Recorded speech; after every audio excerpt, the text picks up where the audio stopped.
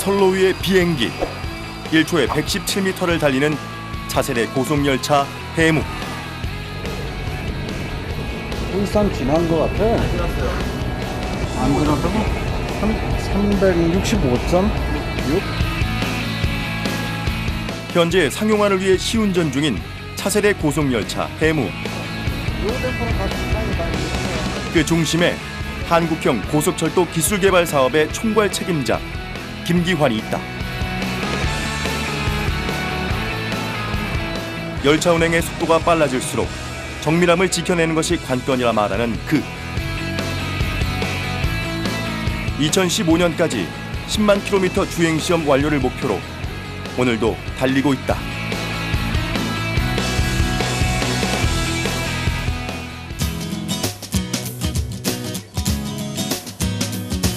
경기도 의왕시에 위치한 국내 유일의 철도 연구기관 한국철도기술연구원. 이곳은 그가 17년째 몸담고 있는 곳이다. 자리에 앉자마자 숨고를 틈도 없이 하루 일과가 시작됐다. 과학기술 전반에 대한 동향 파악은 물론 그날 준비해야 할 일정 확인에 결제까지. 고속철만 빠른 줄 알았더니 그의 업무 처리 속도도 초고속이다. 어제까지의 주요한 뉴스부터 체크하고 그다음에 이제 우리 인터넷에 결제부터 이제 시작을 하죠. 보통 출근이 몇 시에 하세요? 8시에 8시 반 정도 사이에 합니다. 남들보다 좀 더 빨리 한 오시나요? 30분은 빨리 와야죠. 왜 이렇게 빨리 오세요? 그래도 이 자리에 있으려면은 최소한 남들보다 한 30분은 빨리 준비를 해야 되지 않나라는 생각입니다. 현재 한국철도기술연구원의 부원장이자 수석연구원으로 일하고 있는 김기환. 그는 대통령 산업포장까지 수상한 명실상부한 철도산업계의 브레인이다.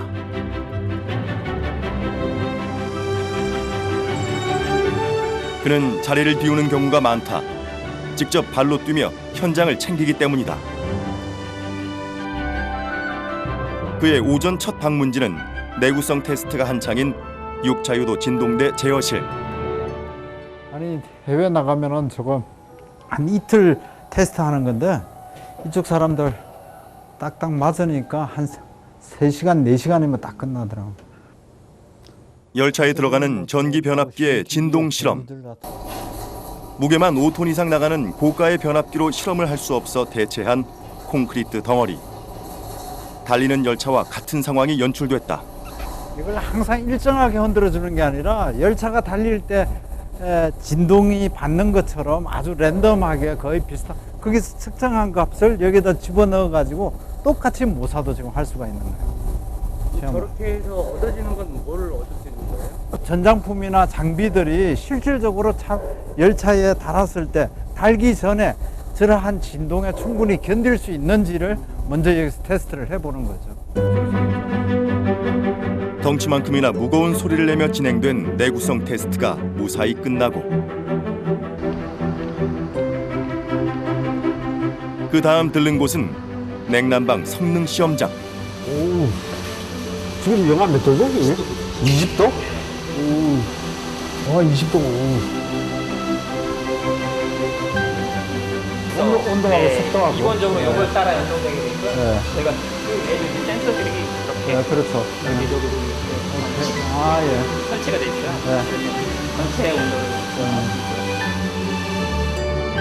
실제 철도 차량 함량이 통째로 들어가는 이곳에서는 영하 40도에서 영상 60도까지의 다양한 기후 조건에 따른 성능 시험이 진행된다.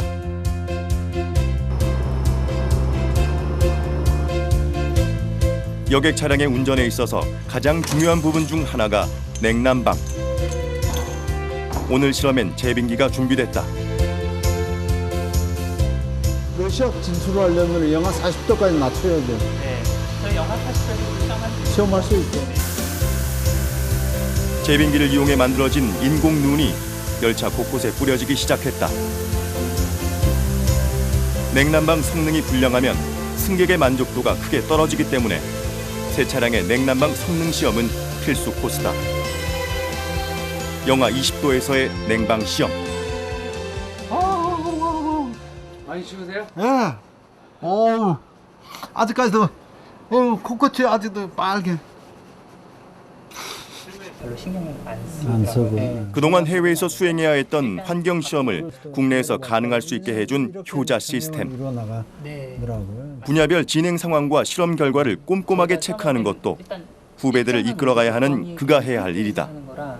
어떤 프로젝트가 시작이 되기 전에는 외부로부터 어떤 의뢰가 들어오면은 저한테 이제 먼저 보고를 하는 거죠. 해가지고 이 프로젝트를 이렇게 언제부터 언제까지 얼마의 예산을 가지고 진행을 하려고 한다.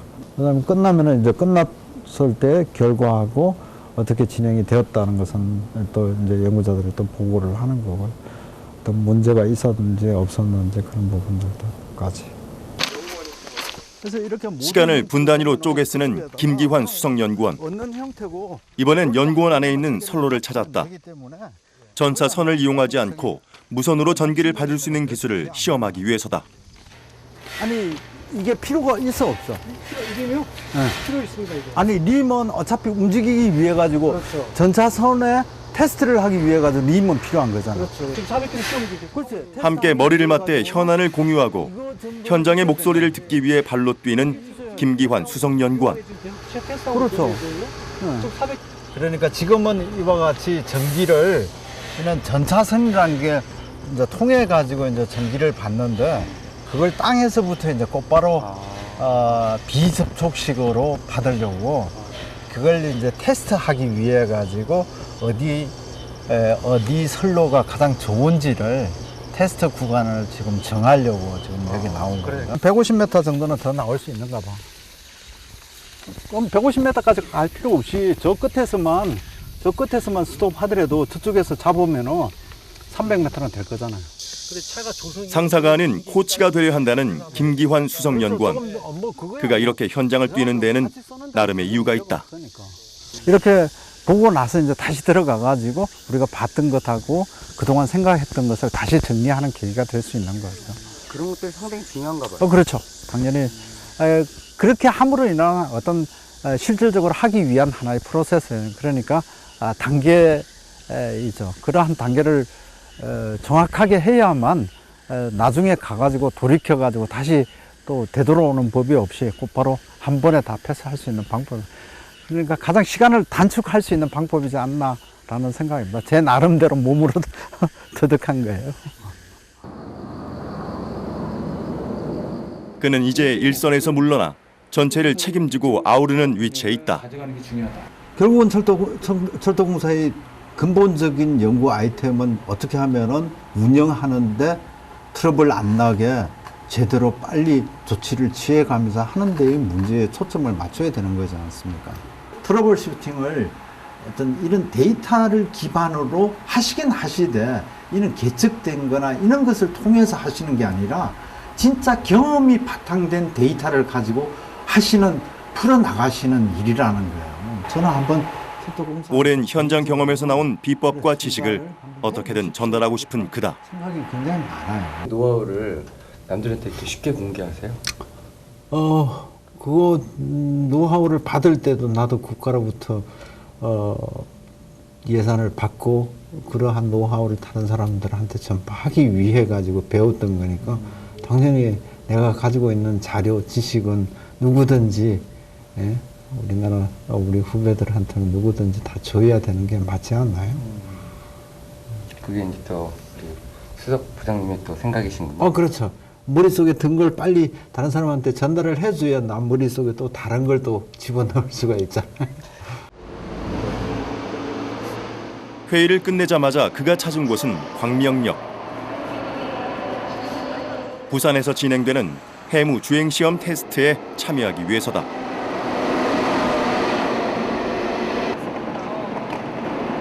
그야말로 동해 번쩍 서해 번쩍인 김기환 수석연구원.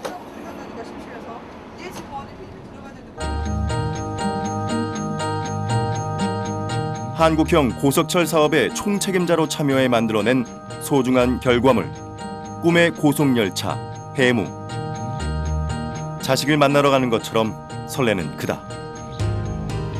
엔지니어나 기술자 입장에서 쳐다보면은 우리나라에서도 아주 빠르게 고속철도 기술이 뭐 선진국이 못지않게 따라가고 있다고 하는 것은 사실상 기분 좋은 일이고 그리고 뭐 우리도 이제 남들에게 고속철도에서만큼은 뒤처지지 않게끔 할 수 있다는 어떤 자부감, 자부심 같은 것도 생겼지 않나라는 생각을 가지고 있습니다. 1899년 경인선 위로 대한민국 첫 기차가 달렸다. 한국철도의 역사가 시작되는 순간이었다. 1973년 전기기관차의 등장으로 철도의 역사는 새롭게 시작됐다. 그리고 2004년 또 한 번의 철도 혁명이 일어났다. 우리나라 첫 고속열차인 KTX에 이어 국내 기술로 만들어낸 고속열차 KTX 산천까지 개통된 것이다. 하지만 탄탄대로일 것만 같았던 고속철의 진화에도 위기가 닥쳐왔다. 2009년 말부터 2010년도 이 사이에 KTX 산천이 이제 처음으로 운행이 되고 나서 이제 고장에 의해 가지고 이렇게 열차가 멈추고 함으로 인해 가지고 언론에서 이제 굉장히 많이 떠들었었죠. 아마 거의 전수 조사를 한 개가 부품이 고장이 나면은 전체 차량에 대해 가지고 동일한 부분에 대해 가지고 처음부터 다시 재검토해 나가는 형태로 다시 재조사를 하는 형태로 진행을 했었습니다. 좀 더 다이나믹하게 좀 더 빨리 우리 기술로 되었기 때문에 만들었기 때문에 빨리 적용을 하는 과정에서도 좀 더 어려움은 있었지 않나라는 생각이지만 연구 개발을 하는 입장에서는 굉장히 좋은 경험이 됐었고 그때 그러한 부분들 때문에 우리가 그 다음 프로젝트에서는 반영한 부분도 많이 생겼기 때문에 저는 개인적으로 한 번 정도는 겪어봤었어야 되는 였었지 않나라는 생각도 많이 가지고 있어요. 출발한 지 2시간여 만에 부산에 도착했다. 도착하자마자 고속철도 차량기지를 찾은 김기환 수석연구원. 곧바로 해무에 탑승한다. 한번 보자. 야, 아직도 28,000km야. 야, 이거 언제 올라가냐? 보통 우리가 일주일에 한 2,000km 뛰니까 뛸 수 있는 주는 10주에서 15주 사이일 것 같거든요. 4, 5만, 올해 5만까지만 뛰면 한 4만 정도만 뛰도 내년에 한 2만 정도 더 뛰면은 6만 정도 그러면 되겠다. 한 1년 정도 더 남으니까. 기존에 운행되던 KTX나 KTX 산천은 맨 앞과 뒤의 동력차가 차량 전체를 끄는 동력 집중 방식이었다면 해무는 모든 동력기기를 차체 밑으로 분산 배치한 동력 분산형이라는 게 특징. 이런 이유로 기존 방식에 비해 효율이 높고 빠른 가감속이 가능하게 된 것이다. 객실은 좌석 공간이 확대되고 좌석마다 조명등과 LCD 모니터도 설치됐다. 그야말로 많은 IT 기술이 적용된 스마트 고속열차. 그것이 바로 해무인 것이다. 브라질도 그렇고 터키도 그렇고 동력 분산형을 선호를 하는데 왜 한국에서는 동력 분산형을 못 만드느냐라고 얘기했을 때 가장 우리가 곤란하게 답변을 했고요. 특히 그 사람들한테는 이 동력 집중식도 아주 좋은 열차이니까 이걸 사라고까지 설득을 한 적이 있었는데, 근데 이제는 우리나라도 동력 집중식이든 동력 분산식이든 고속 열차에 대한 기술은 이제는 다 가지고 있다고 저는 판단을 하고 있습니다. 이렇게 되면은 전 세계의 어떠한 고속철도 시장에도 이제는 충분히 나아갈 수 있는 어떤 경쟁력은 충분히 갖추었다고 생각이 들고요. 정상적인 KTX 영업시간을 피해 매주 2회 진행된 증속시험. 이제는 각 시스템 성능시험을 통한 안정화를 꾀하고 있다. 실험 운행 과정은 1분 1초가 긴장의 연속. 트렌드는 이와 같은 형태에서 트렌드를 볼 수가 있는 거야. 이것도 레스다 고쳐. 이거는 온도니까 그대로고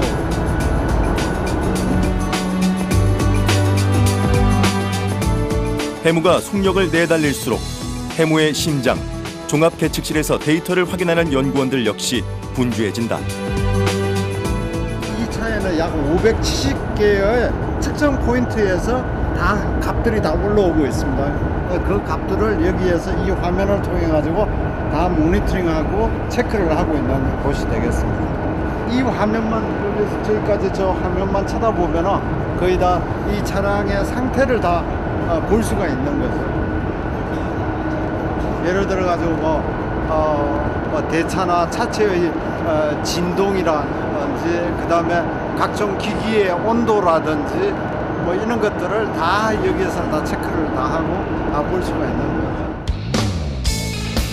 작년 5월 출고해 시운전을 시작한 지 10개월 만인 지난 3월 총 138회의 최고 속도 증속 시험 결과 시속 300km대를 넘어 400km대를 돌파했다.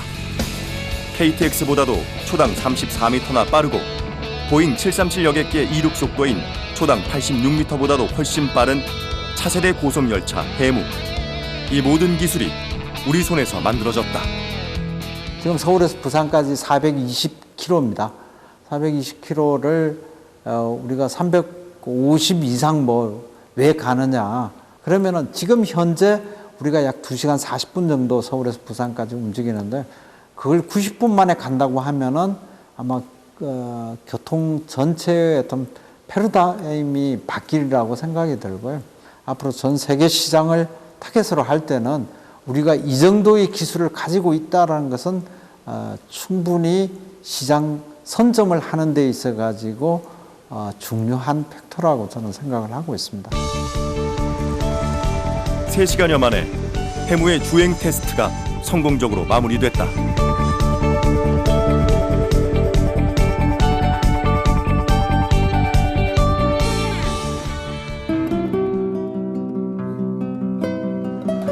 여보, 나왔어요. 아유, 배고프겠다 진짜. 아니 왜 이렇게 늦었어요?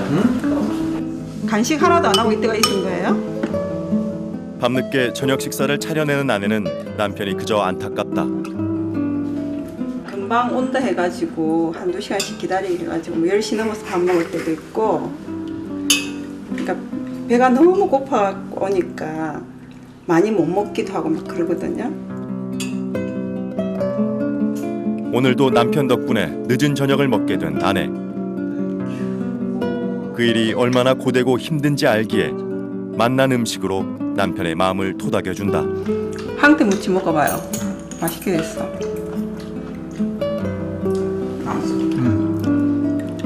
나 이러면은 올리지 말래니까 이걸 왜 밥 위에다 올리면.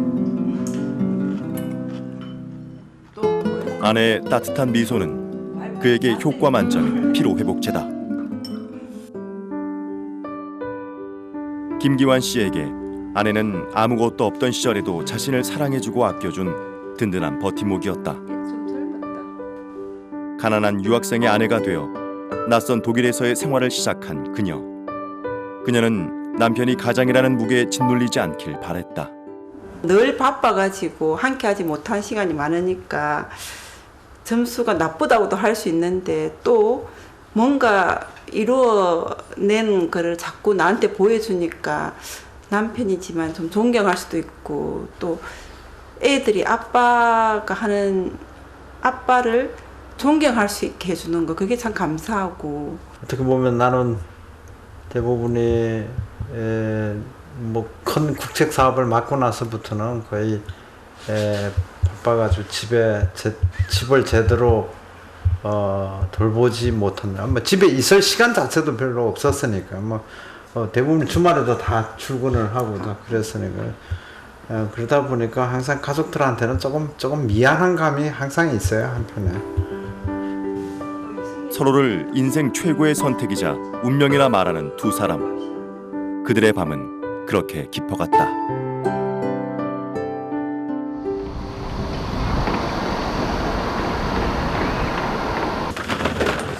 복합 소재를 적용한 대차의 주행 한계 시험이 있다고 해 상황 점검에 나선 김기환 수석연구원. 지금 현재 진행되는 거 어떻게 지금 고쳐 나가는지 잠깐 얘기를 좀 해보시죠. 철도 차량의 대차는 승차감을 결정하는 아주 중요한 구성 장치. 모든 경우의 수를 대입해 본다. 접합에는 문제 없어요? 접합은 이제 유지보수 하려면 아무래도 볼팅이 다시 재체결이 되고 풀고 체결이 가능하니까 아니면은 크랙이 갔을 때 그 예. 크랙을 유지보수 할 수 있는 유지보수 수 있는 방법도 있어요? 예, 기존 이 편전동차 같은 최대한 안정적인 승차감을 확보하기 위한 주행 장치를 연구 개발하는 것이 관건이다. 이제 이번 실험을 통해서 저희가 이제 성능을 확인하게 되면 물론 거기서 이제 안 좋은 결과가 나온다면 다시 한번 저희가 새로운 설계를 수정한다든지 그런 작업이 필요하고요. 만약에 성공적으로 끝난다면 이제 실용화를 산발짝 더 나가는 그런 좋은 결과가 나올 거로 생각합니다. 4년여간 연구 개발해온 초경량 복합체 대차. 이 실험이 성공할 경우 차량이 가벼워져 에너지 비용과 이산화탄소 배출량 감소는 물론 레일 마모량도 감소해 유지 보수 비용이 절감될 것이라는데, 기존의 금속재에 비해 가볍고 유연하면서도 진동이 적어 차량 승차감이 좋다는 초경량 복합 소재. 그래서 프레임 자체를 전부 복합체로 만들었다고 한다. 기존 대차의 4분의 1 정도의 무게를 갖기 때문에 4사람이 들어올릴 수 있을 정도로 가볍다. 구원이면 이렇게 딱딱한 형태의 그럼 한 잔씩 이렇게 수백 장을 쌓아가지고 예, 쌓아야 됩니다. 이건 뭐 압축시키는 거예요? 아니면 압축시키는 육기압에 압력을 가하고 그래서 코르크 정도 그가 초경량 복합 소재에 관한 궁금증을 모두 쏟아낸다. 가볍게 저도 모든 것을 다 할 수는 없잖아요. 그래서 대부분이 여기저기 쿡쿡 이제 뭐 그냥 찔러 본다고 그럴까요? 그렇게 이제 얘기를 해보고 이 사람이 정말 하고자 하는 열의와 열정과 그다음에 의지가 있다라고 판단이 들면은 그때는 우리가 과제로 선정을 하더라도 아무 문제 없이 잘 뭐 최종적으로 성공적으로 끌고 갈 수 있다고 저는 생각을 하고 있습니다. 그런 부분에 있어서 저는 가장 주안점을 두고서 평가를 하거나 판단을 하고 있는 거죠. 그간 연구해온 복합 소재를 적용한 철도 대차 프레임 기술이 시험대에 올랐다. 열차 아래에 있는 건 대차 동특성 주행 시험기. 대차 차량의 주행 동특성을 분석하는 장치로 차량이 실제 레일을 주행하는 것과 같은 환경을 재현해낸다. 레일이 똑바르지 않고 항상 틀림이 있잖아요. 좌우 편차도 있고 상하도 이제 편차가 있는데 그걸 지금 무사해가지고 저거 보십시오. 저 차가 막 이제 흔들리는 거. 고속철의 안전성 확보에 꼭 필요한 대차 동특성 주행 시험기와 복합 소재 대차 프레임. 앞으로 계속 업그레이드될 고속철을 위해서라도 이 실험이 중요한 이유다. 앞으로 2, 3년 내에는 우리가 500km도 달성을 하고 좀 더 제가 은퇴하는 날까지는 최소한 600km까지는 저희 두 손으로 600km까지는 성공으로 한번 만들고 싶은 욕심이고요. 우리나라의 고속철이 달린 지도 언 10년. 고속철의 역사와 함께 달려온 그가 있기에 한국형 고속철의 미래는 밝다. 서울에서 출발해 시베리아를 건너 유럽까지 달려갈 한국형 고속철의 미래. 그의 손끝에서 이루어지길 기대해 본다.